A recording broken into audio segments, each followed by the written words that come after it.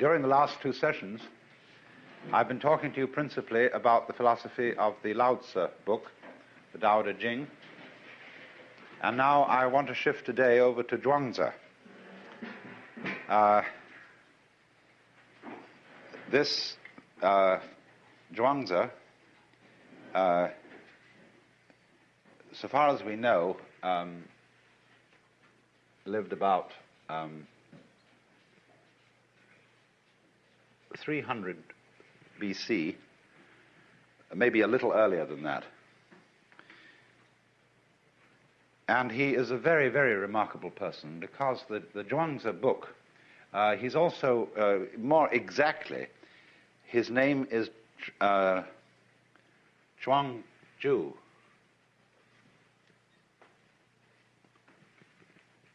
But his book, sometimes called simply the Zhuangzi book, is quite unique in the whole history of philosophy, because he's almost the only philosopher from the whole of antiquity who has real humor. And therefore he's an immensely encouraging person to read. But part of his humor is the art of exaggeration. And you always have to allow for that. You always have to realize that he's slightly pulling his own leg. He is, as in a group of people who are enthusiasts for something, but have humor, you very often find that when they're talking among themselves, they carry their own ideas to ludicrous extremes and roar with laughter about it. And Zhuangzi does that. Now, for example, he has a great deal to say about the value of the useless life. The whole notion of something, of life, any moment in life or any event in life being useful, that is to say, serving the end of some future event in life, is to a Taoist absurd. Because nothing is useful at all. The universe is viewed as purposeless and useless through and through, because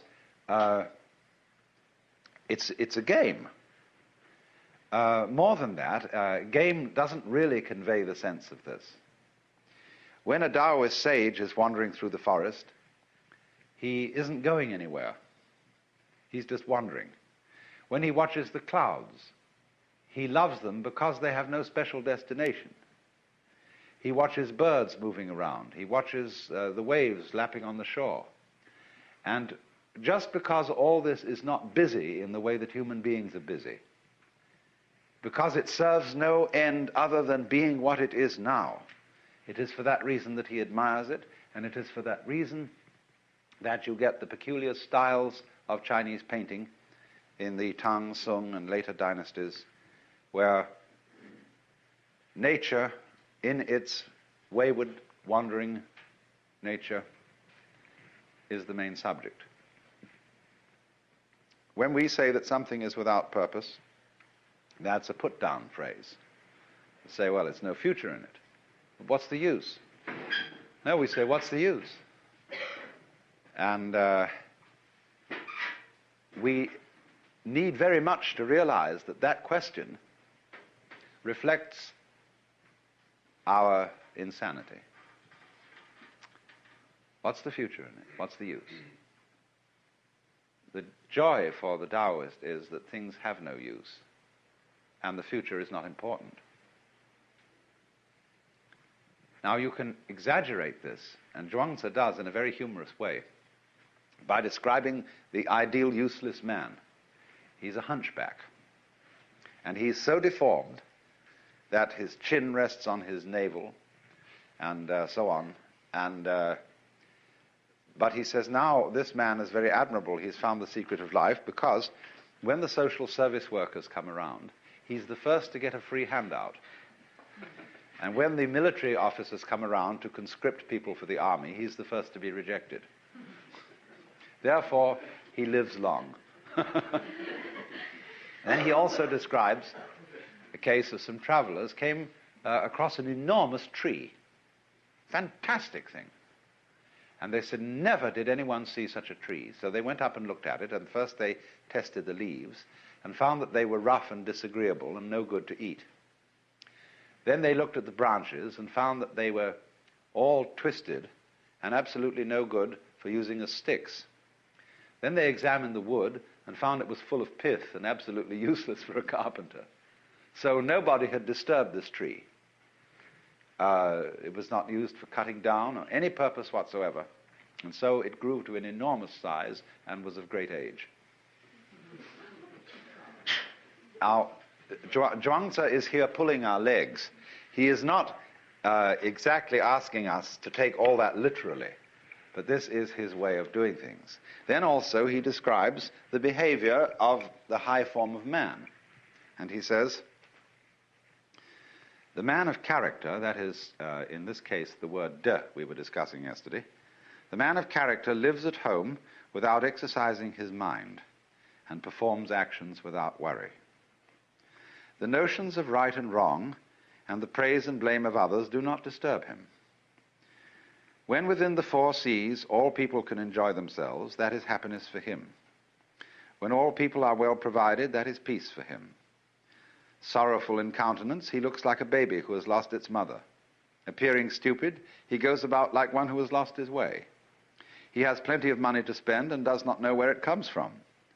He drinks and eats just enough and does not know where the food comes from. This is the demeanor of the man of character.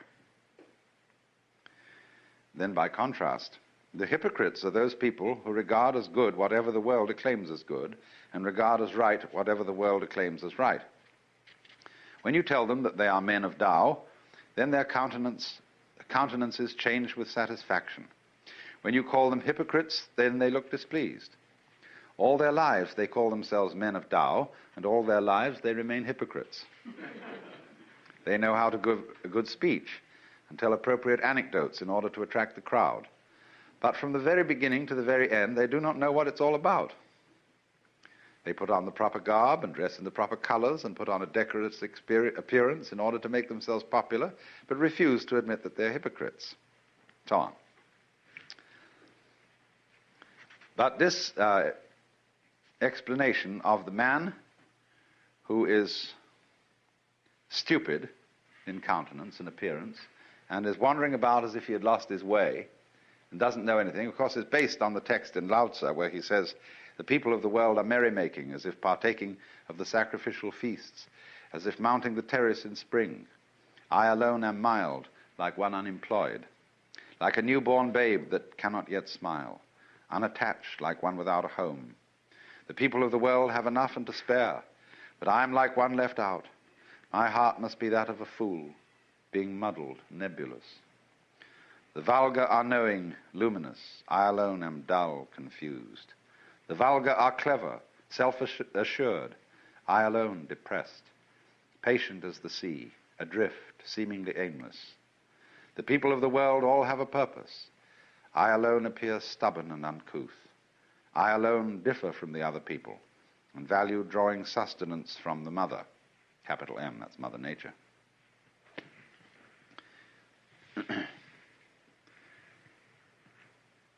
So, there is about, you see, the character of the Taoist sage as depicted by Zhuangzi, something of the fool.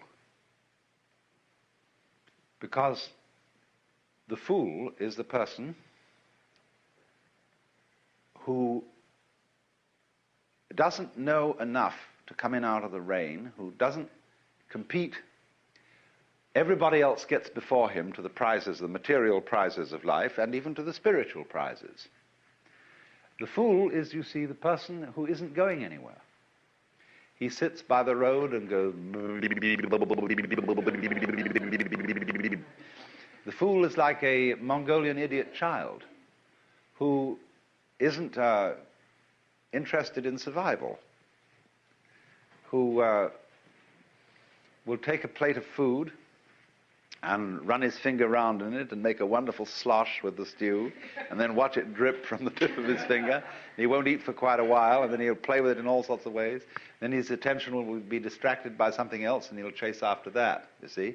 But if so long as you don't cross him, this is the case of the Mongolian idiot, he remains the most wonderfully friendly, swinging kind of a cat. And, but he has no ambition.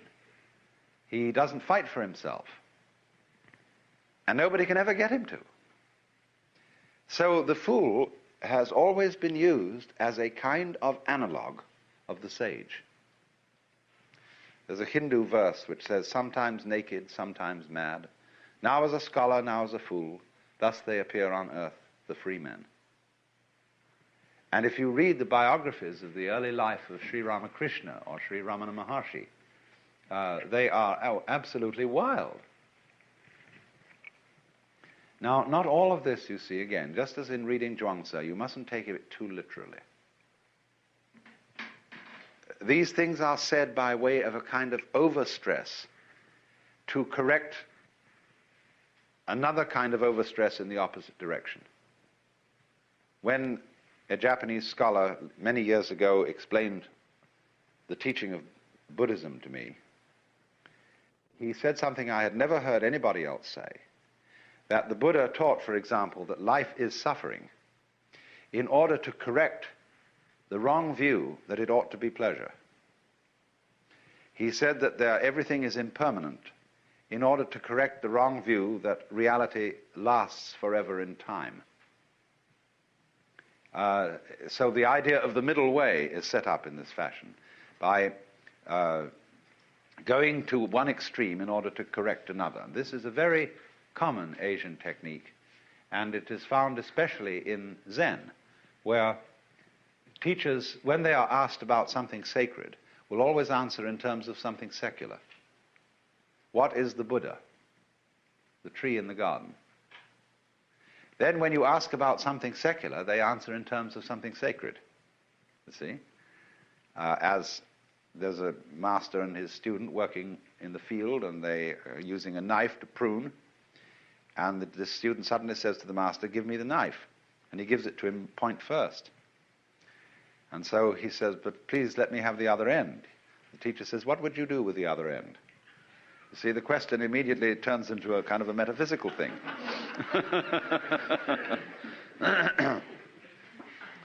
So this play back and forth between the extremes has as its interior design the awakening of the mind to polarity that I was talking to you about yesterday, this thing of mutual arising. Zhuangzi tells a story about this. He says a certain keeper of monkeys said with regard to their ration of nuts that each monkey should have 3 in the morning and 4 at night. But at this the monkeys were very angry.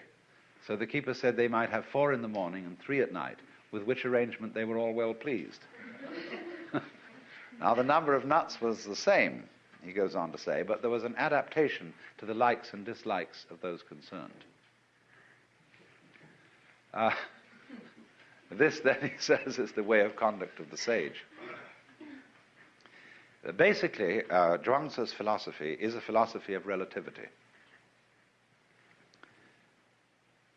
He makes a great deal of the point that there is no absolute standard of great or small, of important or unimportant. There is a story, for example, of a sort of enfant terrible at a banquet, and the speeches are being made after dinner, and somebody gets up and says that the human being is the highest of all creatures, that the whole world serves humanity, and a lot of pompous nonsense. And the small boy gets up and says that since tigers feed on human beings, it's quite obvious, therefore, that human beings exist for the service of tigers.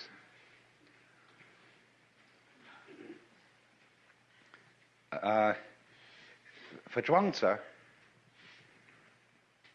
you must get the point of view that small things are as big things can be, and big things are as small things can be. Everything can be looked at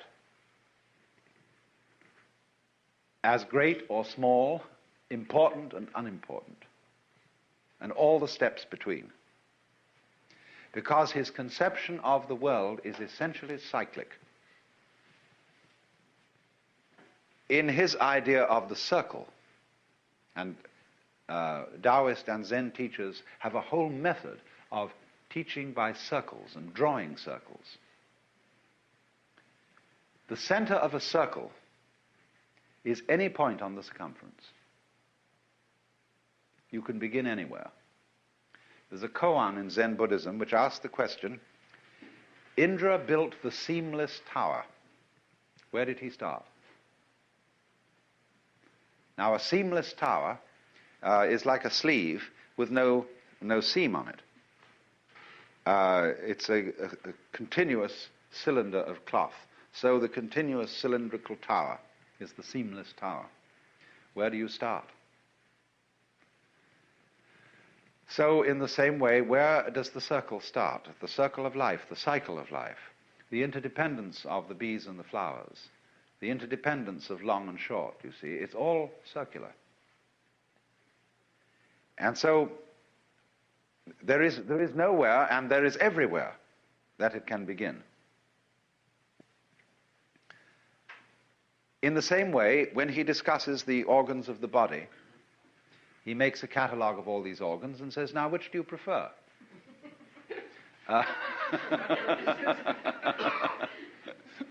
He says, which one comes first and which one follows? Which one rules and which ones are servants? He said, it seems that there may be a governor in all this, but nobody could ever find it. This is a very strange passage in Zhuangzi, which I've seen translated in many different ways. There is an absolutely absurd translation of Zhuangzi on the market now, published in Mentor books by a professor of Chinese at Harvard, and it is absolutely ridiculous. The whole thing is made by a man who is, I'm sure, an ex-missionary, and keeps talking about God. Well, there is no expression in Zhuangzi for God. There is this expression, Tianran, which has almost the same meaning as Ziran, spontaneity, of itself so. This means something is so through the power of heaven. Now, heaven, Tian,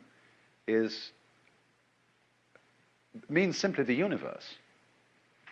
As you look out from Earth, which is, as it were, the center or the base, everything else, the whole expanse of the cosmos, is Tian, heaven. And there is no connection in the idea of heaven with some sort of personal ruler of the universe. So the notion of God, you see, as we understand it, is really very foreign indeed to Taoist thought. And when you see somebody translating this as God, it gives a very wrong impression of this teaching. For example, there is a passage in which Shun asked Zheng, saying, can one get the Tao so as to have it for one's own? And the sage answers, your body is not your own. It is the delegated image of Tian. And, you know, missionaries translate God, because they've read in the Bible, man is made in the image of God. Your life is not your own. It is the delegated adaptability of heaven. Your offspring are not your own. They are the delegated seeds of heaven. You move, you know not how. You are at rest, you know not why. These are the operations of the ways of Tao. So how could you get Tao so as to have it for your own? Similarly, there's a passage which says, when a drunk man falls out of a cart, though he may suffer, he does not die. Because his spirit is in a condition of security, he does not suffer from contact with objective existences. If such security may be got from wine, how much more from Tianran, from being in accord with the spontaneous rhythm of the universe. That's really what it means. But in the anxiety of missionaries, and missionaries have been, you see, the great Western, they've been the foundation of Chinese scholarship in the West. To translate the scriptures into Chinese, they studied Chinese. They were the first people to study Chinese. And they have constantly, therefore, had an interest in slipping Chinese Christian ideas into Chinese classics, just in the same way as when you read Monia Williams's Sanskrit dictionary, which is the base dictionary for Sanskrit study for centuries. It's all made up with a missionary bias. But this notion, you see, of God in the sense of the personal ruler of the world is totally foreign to Chinese thought. There isn't even an idea in Chinese thought of the law of nature as we have it. See, the motions of the body, the harmony of the organism, is not what it is in obedience to a law. The Chinese do have an idea of law. This is the word zi.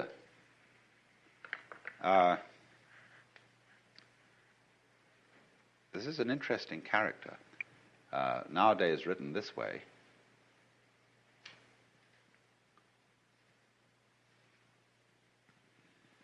But originally written like this.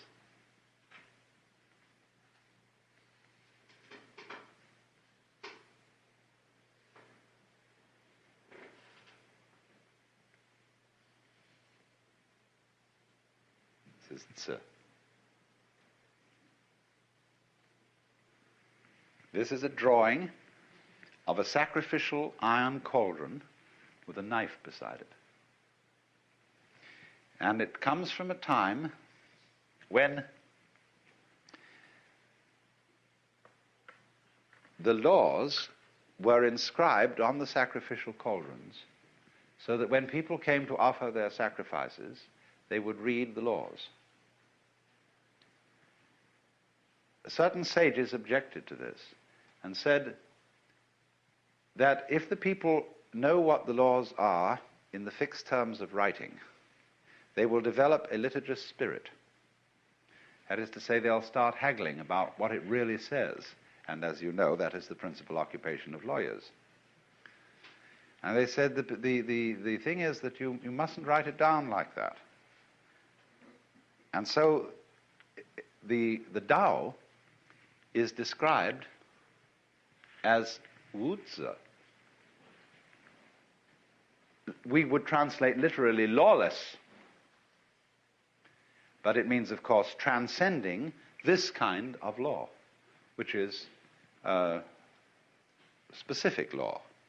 Positive law, I think, is the correct legal term. So there is no notion in the Taoist philosophy, or one might almost say in Chinese philosophy as a whole, for this certainly includes Confucianism, no notion whatsoever of the world as responding to a boss. So the body, in other words, does not have in it a ruling organ. Its order is the consequence of, or the operation of, every part of it existing together simultaneously, arising mutually. There's no governor. Now, the difficulty, you see, in Zhuangzi's philosophy, the difficulty with human beings is they begin to think in terms of governing and ruling. And they set out to dominate themselves and their surroundings. And invariably, this leads to a mess. He tells the story of an ancient man by the name of Polo. And Polo was a great horse trainer. This is where we get the word polo from. But he said polo absolutely ruined the nature of horses. Horses were nice, charming creatures like Dean Swift's Houyhnhnms before polo interfered and ruined their nature. Then he says in other places, a good carpenter doesn't need a square or a compass. He works without it. And this is fantastically true of Japanese carpenters. You should see, one of the fascinating things in going to Japan is these old-style carpenters working from the roughest architectural plans you could imagine, and with the strangest instruments. But they have an uncanny knack of fitting things by feel and by eye. A great story is told of a ceremonial raising of the ridgepole of a new temple. And it was being done by a certain guild of carpenters, and there was a rival guild in town which had not got the contract. And they were very sore about it. So during the night, one of the members of the rival guild came, and he chopped off 6 feet or so of the ridgepole. And so when the master craftsman came in the morning and all the priests had arrived for the ceremony of raising the roof beam, he looked at it and said, "Somebody has interfered with this. It must be our enemy guild. They've cut off 6 feet of the roof beam." Anyway, he said, "Never mind, I will put it right." And he took his hammer and ceremonially struck the beam, then said, "Raise it." And it was raised, and it fitted exactly. So the story is, of course, that the master carpenter knew that this would happen, and he made the beam too long.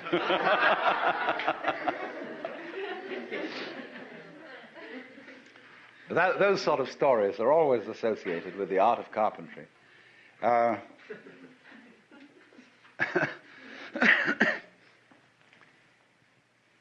He needs no square, you see, because his sense of skill that is in his organism, in his nerves, in his senses, is much more subtle than anything that can be made with instruments.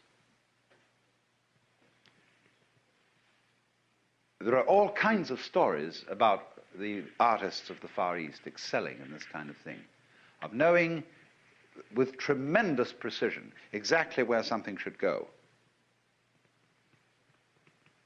So a master is decorating a ceremonial tea room, and he's with his student, and the student wants to know where to put a hook for hanging a bamboo vase for flowers on the wall. And the master says, "There," and the student makes a little mark. Somewhat later, the student rubs out the mark, gets rid of it. But he remembers by a tiny little secret prick in the cloth where it should go. And then he says to the teacher, "Excuse me, sir, but I forgot where you said that thing should go." And the teacher says, "It was there," and he puts his finger exactly on the same spot, you see. That's the sort of thing that is admired, without the slightest calculation, you see. Now, he goes on and says, Zhuangzi explains at length that music has been ruined by the 5 notes. He says, the 5 notes will make a man deaf, and the 5 colors will make a man blind. Now, what does this mean? It's, the thing is that if you think there are only 5 notes, you can't hear. If you think there are only 5 colors, you can't see. The moment you say, this is a problem that we have in music, that we've got a notation, which is our chromatic scale. And the stave, the way we can write music, is limited to that possibility. But there are all kinds of subtleties between every one of our notes. Same way in writing our rhythm. We have to go in steps from whole note, half note, quarter note, 8th note, 16th note, and so on. And we can increase the value of each by 1/2 by dotting it. But that's the limit of our rhythmic expression. Whereas in all Oriental music, you have an infinite continuum, both of tone and of rhythm. They make the most extraordinarily complicated rhythms. And the way you learn music is not from notation, not from measures, but from the living body of your teacher demonstrating the ways of playing instruments. So you follow the teacher, the man, instead of what it says in a book.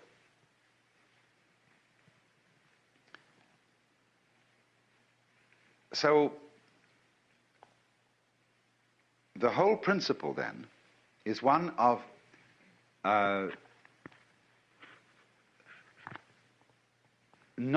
of success in life through not pushing it around, through not trying to govern it. He tells a story, as a matter of fact, Zhuangzi has a very funny trick. A lot of his wisdom he puts into the mouth of Confucius. He said that Confucius was one day doing this, and he ran into Lao Tzu, and they had an argument, and Lao Tzu won. But then the next time he talks about Confucius teaching Lao Tzu's doctrines. And this to the immense confusion of everybody. But it's said one day Confucius was standing by a river where there was a tremendous cataract plunging down. And he suddenly saw an old man coming out of the forest who fell into the river and suddenly disappeared into the cataract. And he said, "Oh dear, too bad, probably some old fellow tired of life who want to put an end to it all." The next moment, way downstream, the old man gets out of the water and starts bouncing along. And Confucius is amazed, and he sends one of his disciples to catch this fellow before he disappears. He said, "Sir, I was thinking that you were going to commit suicide, and I suddenly find that you came out of that cataract alive. Do you have some special method by which you do this?" "No, I have no special method," said the old man. "I just go in with the whirl and come out with the swirl. Because I don't resist the water, I entirely identify myself with water." So you see, here he is, utterly relaxed, just rolling around in the torrent and not resisting in any way. And so he is preserved. He goes with the stream, rolls with the punch, or whatever you want to call it. Again, of course, there is exaggeration in a story of this kind, just as there's exaggeration in the story of the hunchback and the tree and so on. Because true Wu Wei, or letting go, non-interference, it doesn't mean, for example, flabbiness. A lot of people, when they think they're relaxing, merely become flabby.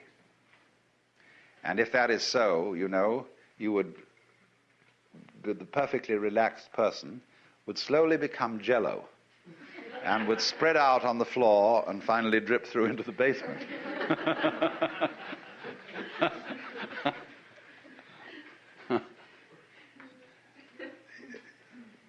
Relaxation, you see, is simply something that happens when there's too much yang in you, too much of the positive. You need to balance off with the yin. And the trouble is that human beings, in their anxiety to control things, exhibit too much yang, too much aggressiveness, too much of the male principle. They need the balance of the female.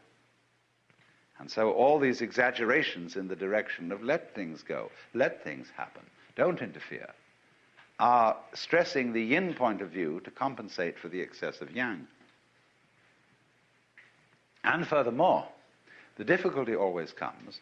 I remember reading a book called You Must Relax.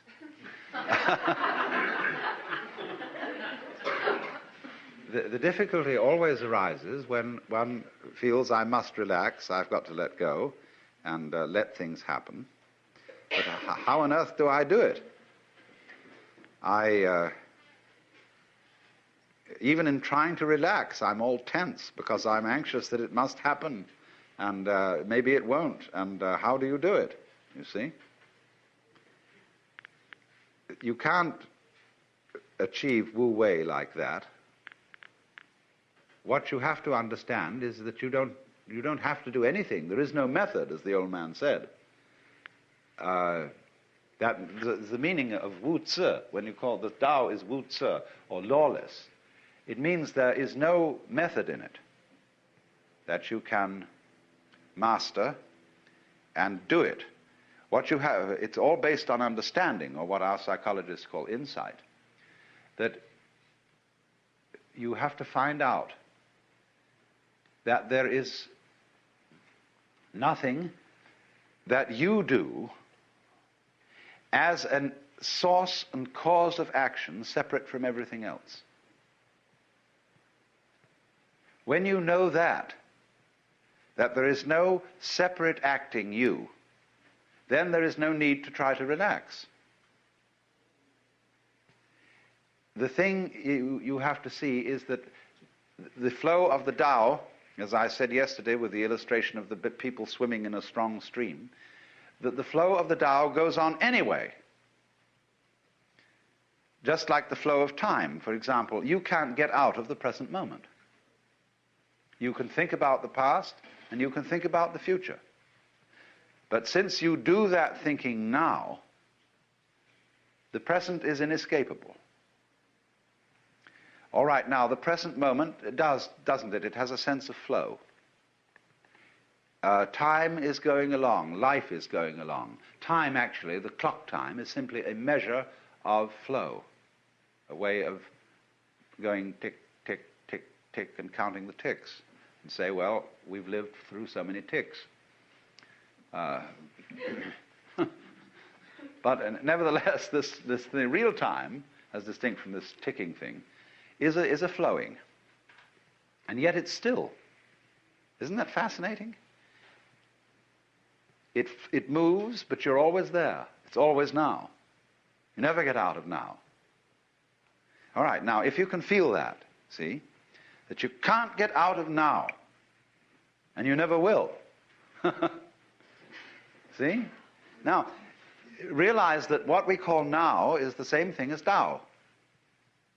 The Tao, the course of things, the eternal now, the presence of God, anything you want to call it. See? That's now, and you can't get out of it. So there's no need to get with it, because you can't get out. See? That's beautiful. You just relax, and you're there. So that's the principle of flowing. You can make all kinds of very clever ways of postponing finding this out. It's terribly simple. But you can say, well, this is a very spiritual matter, and I'm an unevolved person, and it'll take me a great deal of time to realize this in a more than an intellectual way. That's an excuse for playing your own game and not finding this out. There are all sorts of elaborate ways of doing that, and you can put it off by indulging in the most complicated systems of spiritual culture and yoga and so on and so forth. And that's all right. I have no objection to your putting it off if that's what you want to do. But actually, it's always here and now. Just as you can't get away from now, you can't get out of the Tao. That's the humor of the whole thing. And that's why Zhuangzi has this beautiful light touch. He says, the heron is white without a daily bath. The crow is black without being painted in ink. And this is the same saying, you know, as in Zen. In the spring landscape, there is nothing superior, nothing inferior. Flowering branches grow naturally, some short, some long. Or they say a long thing is the long body of Buddha. A short thing is the short body of Buddha. There are, therefore, you see, blondes and brunettes, fat people and skinny people, tall people and short people, cultured people and vulgar people. Even the Christian hymn says, the rich man in his castle, the poor man at his gate. God made them high and lowly and ordered their estate. You know? We don't sing that now because we've got too much social conscience.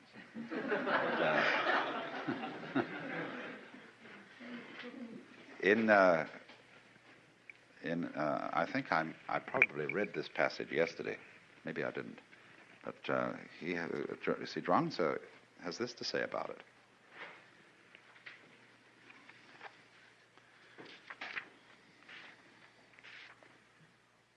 Those who say that they would have right without its correlate wrong, or good government without its correlate misrule, do not apprehend the great principles of the universe, nor the nature of all creation.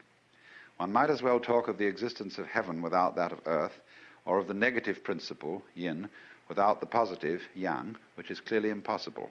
Yet people keep on discussing it without stop. Such people must be either fools or knaves. Of course, one could always reply to Zhuangzi that there have to be fools and knaves so that we can recognize the existence of sages.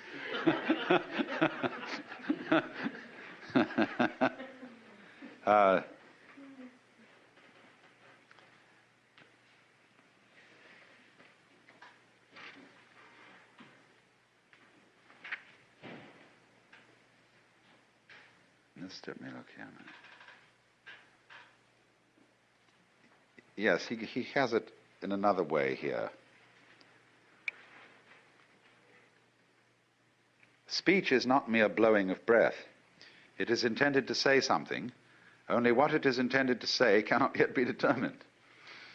Is there speech indeed, or is there not? Can we or can we not distinguish it from the chirping of young birds? How can Tao be so obscured that there should be a distinction of true and false? How can speech be so obscured that there should be a distinction of right and wrong? Where can you go and find Tao not to exist? Where can you go and find that words cannot be proved? The Tao is obscured by our inadequate understanding, and words are obscured by flowery expressions. Hence the affirmations and denials of the Confucian and the Mozian schools, each denying what the other affirms and affirming what the other denies. Each denying what the other affirms and affirming what the other denies brings us only confusion. There is nothing which is not this. There is nothing which is not that. What cannot be seen by that, the other person, can be known by myself. Hence I say, this emanates from that, that also derives from this. This is the theory of the interdependence of this and that. Nevertheless, life arises from death and vice versa. Possibility arises from impossibility and vice versa. Affirmation is based upon denial and vice versa. Which being the case, the true sage rejects all distinctions and takes his refuge in heaven. That's in the universe. For one may base it on this, yet this is also that, and that is also this. This also has its right and wrong, and that has its right and wrong. Does then the distinction between this and that really exist or not? When this, the subjective, and that, the objective, are both without their correlates, that is the very axis of Tao. And when that axis passes through the center at which all infinities converge, affirmations and denials alike blend into the infinite one. Hence it is said that there is nothing like using the light. See, the axis of the opposites is the perception of their polarity. The difference between them is explicit, but the unity of them is implicit. The difference, the explicit difference between two ends of a stick, but the implicit unity that they are ends of the same stick, you see? So that's the axis. The axis of Tao is the, you might call it the secret conspiracy that it lies between all poles and all opposites, which is implicit, esoteric, or whatever you want to call it, that they're fundamentally one. So that unity, whether it's between you and the universe, or whatever polarity you want to take, is not something that has to be brought into being. If one brings it into being, one assumes that it doesn't exist. That's called in Zen putting legs on a snake or a beard on a eunuch. There's something unnecessary, you see. So it exists, it is always there, and you can see it so vividly. and actually almost put your finger on it and sense it, if you understand that the movement of the Tao is exactly the same thing as the present moment. Now, of course, if you try to grab the present moment and get ready with your clapper and say, now! It's gone. The finer and finer you draw the hairline on the watch to just know exactly when now is, you eventually get to the point where you can't see it at all. See? But if you leave it alone and you don't try to grab the moment as it flies, well, it's always there. See, you don't have to mark it. You don't have to put your finger on it, because it's everything that there is. And so the present moment suddenly expands. And it contains the whole of time, all past, all future, everything. You never have to hold on to it. It is believed generally in India that when a person sets out on the way of liberation, his first problem is to become free from his past karma. The popular theory of karma, the word that literally means action or doing in Sanskrit, so that when we say that something that happens to you is your karma, it's like saying in English, it's your own doing. But in popular Indian belief, karma is a sort of built-in moral law, or a law of retribution, such that all the bad things you do and all the good things you do have consequences which you have to inherit. And so long as karmic energy remains stored up, you have to work it out. And what the sage endeavors to do is a kind of action which in Sanskrit is called nishkama karma. Nishkama means without passion or without attachment, karma, action. And so whatever action he does, he renounces the fruits of the action, so that he acts in a way that doesn't generate future karma, because future karma continues you in the wheel of becoming, samsara, the round, and keeps you being reincarnated. Now then, in that case, when the time comes that you start to get out of the chain of karma, all the creditors that you have start presenting themselves for payment. In other words, a person who begins, say, to study yoga is felt that he will suddenly get sick, or that his children will die, or that he'll lose his money, or all sorts of catastrophes will occur, because the karmic debt is being cleared up. And it is in no hurry to be cleared up if you're just living along like anybody, but if you embark on the spiritual life, a certain hurry occurs. And therefore, since this is known, it's rather discouraging to start these things. The Christian way of saying the same thing is that if you plan to change your life, shall we say, to turn over a new leaf, you mustn't let the devil know, because he will oppose you with all his might if he suddenly discovers that you're going to escape from his power. So, for example, if you have a bad habit, say you drink too much, and you make a New Year's resolution that during this coming year you'll stop drinking, that's a very, very dangerous thing to do, because the devil will immediately know about it. And what will happen will be this: he will confront you with the prospect of 365 drinkless days. And that will be awful, just overwhelming. And you won't be able to make much more than 3 days on the wagon. So in that case, you compromise with the devil and say, just today I'm not going to drink, you see, but tomorrow maybe, we'll go back. Then when tomorrow comes, you say, oh, just another day, let's try out, that's all. And the next day you say, oh, one more day won't make much difference. So you only do it for the moment, and you don't let the devil know that you have a secret intention of going on day after day after day after day. But of course, there's something still better than that. And that is not to let the devil know anything. And that means, of course, not to let yourself know. One of the many meanings of that saying, "Let not your left hand know what your right hand doeth," is just this. And that was why in Zen discipline, a great deal of it centers around acting without premeditation.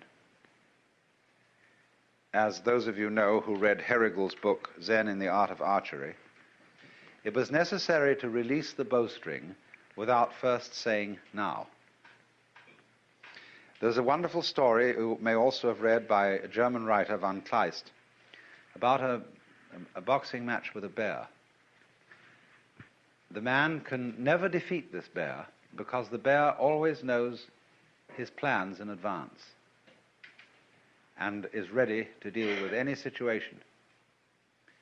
The only way to get through to the bear would be to hit the bear without having first intended to do so. That would catch him. And so this is one of the great, great problems in the spiritual life, or whatever you want to call it, is to be able to have intention and act simultaneous. By this means, you escape karma and you escape the devil. So, you might say that the Taoist is exemplary in this respect. That this is getting free from karma without making any previous announcement. Of simply, supposing we have a train and we want to unload the train of its freight cars. You can go to the back end and you can unload them one by one and shunt them into the siding. But the simplest of all ways of unloading is to uncouple between the engine and the first car, and that gets rid of the whole bunch at once. And it is in that sort of way, you see, that the Taoist gets rid of karma without challenging it. And so it has the reputation, you see, of being the easy way.